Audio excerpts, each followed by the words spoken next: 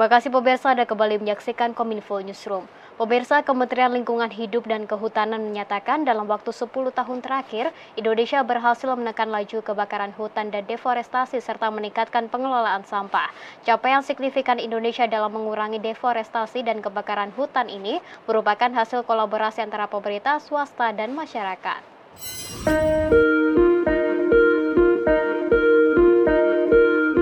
Kementerian Lingkungan Hidup dan Kehutanan mengklaim kebakaran hutan dan deforestasi mengalami penurunan signifikan dalam kurun waktu sekitar 1 dekade terakhir. Dalam keterangannya di Jakarta terkait masalah deforestasi, Menteri Lingkungan dan Kehutanan Siti Nurbaya Bakar menyebut Indonesia telah berhasil mengurangi deforestasi secara signifikan. Hal ini dibuktikan pada periode 2014-2015 mencapai 1,9 juta hektar, namun pada tahun 2023 hingga kini jumlah itu menurun menjadi sekitar 100.000 hektar. Tak hanya itu, di tahun 2023 juga tercatat 96 juta ton sampah darat terkelola. Sementara itu untuk jumlah sampah plastik laut turun signifikan dari 438.000 ton pada 2018 menjadi 339.000 ton.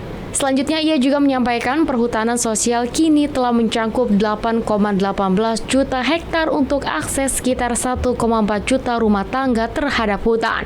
Di kesempatan terpisah, Presiden Joko Widodo juga menyatakan berbagai langkah mengatasi dampak perubahan iklim selain mengurangi laju deforestasi terendah sepanjang sejarah. Perhutanan sosial TORA, pemerintah juga telah melakukan rehabilitasi gambut dan mangrove. Indonesia juga telah memulai rehabilitasi hutan mangrove seluas 600.000 hektar sampai di 2024 terluas di dunia. Indonesia juga telah merehabilitasi 3 juta lahan kritis antara tahun 2010 sampai 2019. Sektor yang semula menyumbang 60% emisi Indonesia akan mencapai carbon net sink selambatnya tahun 2030. Pemirsa, dalam 1 dekade pemerintahan Presiden Joko Widodo, angka kemiskinan ekstrim tercatat menurun. Per Maret 2024, angka kemiskinan ekstrim di Indonesia tercatat sebesar 0,83% atau setara dengan sekitar 2,3 juta orang. Pengentasan kemiskinan menjadi salah satu hal yang disorot selama pemerintahan Presiden Joko Widodo. Dalam 1 dekade pemerintahan Jokowi, angka kemiskinan nasional tercatat menurun. Bahkan saat ini kemiskinan ekstrim telah mendekati angka 0%. Berdasarkan data Badan Pusat Statistik, angka kemiskinan ekstrim pada tahun 2019 sebesar 3,7%. Kemudian pada 2022 tercatat menurun menjadi 1,74%. Kemudian pada 2023 kembali menurun menjadi 1,12%. Dan saat ini angka kemiskinan ekstrim Indonesia mendekati 0%, yakni di angka 0,83% per Maret 2024 atau setara dengan sekitar 2,3 juta orang. Staf khusus Presiden bidang ekonomi Arief Budimanta mengungkapkan, penurunan ini berkat kolaborasi antara pemerintah dengan masyarakat dan sektor swasta melalui berbagai program inovatif. Selain itu, program penghapusan kemiskinan ekstrim juga tidak hanya berhasil mengurangi angka kemiskinan, tetapi juga membantu masyarakat keluar dari kondisi kemiskinan ekstrim. Pencapaian itu menjadikan Indonesia sebagai negara yang mampu menuntaskan kemiskinan ekstrim lebih cepat dari target SDGs tahun 2030. Program penghapusan kemiskinan ekstrim ini berjalan dengan baik sesuai dengan harapan kelompok miskin ekstrim. Ada juga yang sudah berhasil graduasi.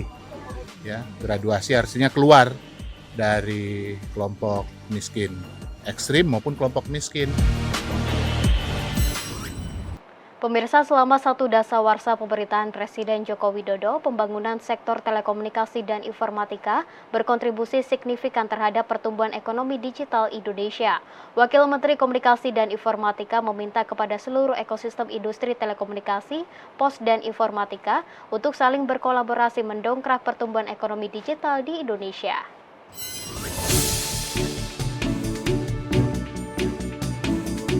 1 dekade pemerintahan Presiden Joko Widodo, pembangunan sektor telekomunikasi dan informatika terus dijalankan secara intensif. dengan kontribusinya diproyeksikan mencapai 40% terhadap pertumbuhan ekonomi digital di Asia Tenggara pada tahun 2030. Wakil Menteri Komunikasi dan Informatika Nezar Patria mengatakan pertumbuhan angka pengguna internet telah menjadi daya ungkit bagi ekonomi digital di Indonesia. Dengan proyeksinya akan menembus angka hingga 366 miliar US dollar atau setara dengan 5.522 triliun rupiah pada tahun 2030. Untuk mencapai target tersebut, Nezar Patria meminta kepada seluruh ekosistem industri telekomunikasi, pos, dan informatika untuk saling berkolaborasi dalam mendongkrak pertumbuhan ekonomi digital, karena mampu memberikan kontribusi besar terhadap pendapatan negara yang memainkan peran penting dalam kemajuan Indonesia. Pemirsa, Indonesia telah memulai hilirisasi industri seperti nikel, bauksit guna meningkatkan produktivitas dan nilai tambah dengan tidak lagi mengekspor bahan mentah. Dengan upaya hilirisasi diharapkan Indonesia memiliki saham yang lebih besar, juga diuntungkan dengan besaran dividen.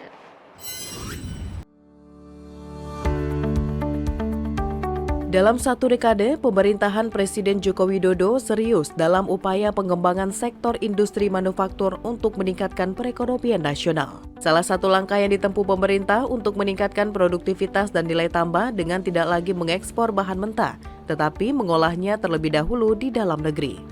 Seperti yang disampaikan Presiden, meski berulang kali ditekan negara-negara Uni Eropa yang menggugat Indonesia ke World Trade Organization atau tuduhan proteksionisme komoditas biji nikel, kebijakan hilirisasi tetap dijadikan langkah strategis ekonomi politik. Mengenai hilirisasi, ini sudah bolak-balik saya sampaikan, ini urusan nilai tambah yang ingin kita peroleh, yang ingin kita kejar dari hilirisasi. Dari downstreaming itu. Nggak bisa lagi kita mengekspor dalam bentuk bahan mentah, mengekspor dalam bentuk raw material. Udah. Begitu kita dapatkan investasinya, ada yang bangun, bekerja sama dengan luar dengan dalam, atau pusat dengan daerah, Jakarta dengan daerah,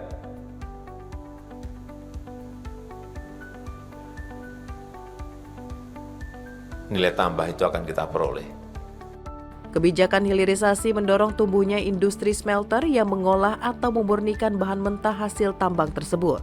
Sampai saat ini sudah terbangun industri smelter nikel, bauksit, dan tembaga yang membuka lebih dari 200.000 lapangan kerja dan meningkatkan pendapatan negara hingga 158 triliun rupiah selama 8 tahun ini. Tak sampai di situ, wujud nyata keseriusan pemerintah juga dibuktikan dengan mengambil kembali aset Indonesia yang selama puluhan tahun dikelola oleh pihak asing, antara lain Freeport, Blok Rokan, dan Newmont. Seperti diketahui, saat ini kepemilikan saham pemerintah di Freeport mencapai 51%, dengan penambahan 10% nantinya total saham pemerintah menjadi 61%. Tapi penambahan saham ini baru bisa dilakukan usai 2041 atau setelah izin operasi diperpanjang. Menteri ESDM Bahlil Lahadalia mengatakan dengan memiliki saham Freeport yang lebih besar, pemerintah juga akan diuntungkan dengan besaran dividen. Pemirsa, dalam 10 tahun kepemimpinan Presiden Joko Widodo, program tol laut kini telah mencapai 39 trayek dengan menyinggahi 115 pelabuhan. Kehadiran tol laut saat ini terbukti telah menurunkan disparitas atau kesenjangan harga kebutuhan pokok di berbagai wilayah di Indonesia. Berawal dari inisiasi Presiden Joko Widodo akan adanya infrastruktur yang dapat menghubungkan wilayah Indonesia hingga ke pelosok, bahkan ke daerah-daerah tertinggal, terluar, terpencil, dan perbatasan, serta menumbuhkan titik-titik baru pertumbuhan ekonomi, tol laut hadir sebagai program strategis. Kehadiran tol laut saat ini terbukti telah menurunkan disparitas harga di berbagai wilayah di Indonesia. Dalam artian, tol laut turut menjadi jembatan distribusi barang dan mobilitas orang, serta menurunkan harga barang dan kebutuhan pokok. Dalam 10 tahun kepemimpinan Presiden Joko Widodo, program tol laut kini telah mencapai 39 trayek dengan menyinggahi 115 pelabuhan. Menteri Perhubungan Budi Karya Sumadi dalam dialog Forum Merdeka Barat 9 menyebutkan, dengan hadirnya program tol laut di Indonesia, masyarakat khususnya di wilayah timur merasakan manfaatnya. Selain memaksimalkan daya angkut, Kementerian Perhubungan juga memaksimalkan waktu pengiriman dengan menggunakan akses tol laut, sehingga tidak ada daerah yang menunggu kedatangan barang dalam jangka waktu yang terlalu lama.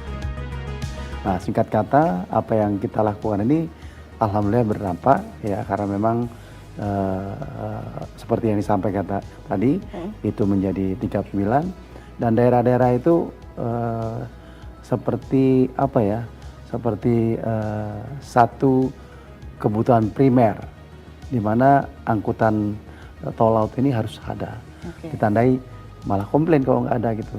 Kalau orang diem aja kan nggak butuh berarti. Ya, jadi mereka komplain. Nah, itu yang ditandai bahwa ini memang sudah dibutuhkan pada masyarakat di titik-titik tersebut. Pemirsa, kami akan segera kembali dengan informasi lainnya. Tetaplah bersama kami.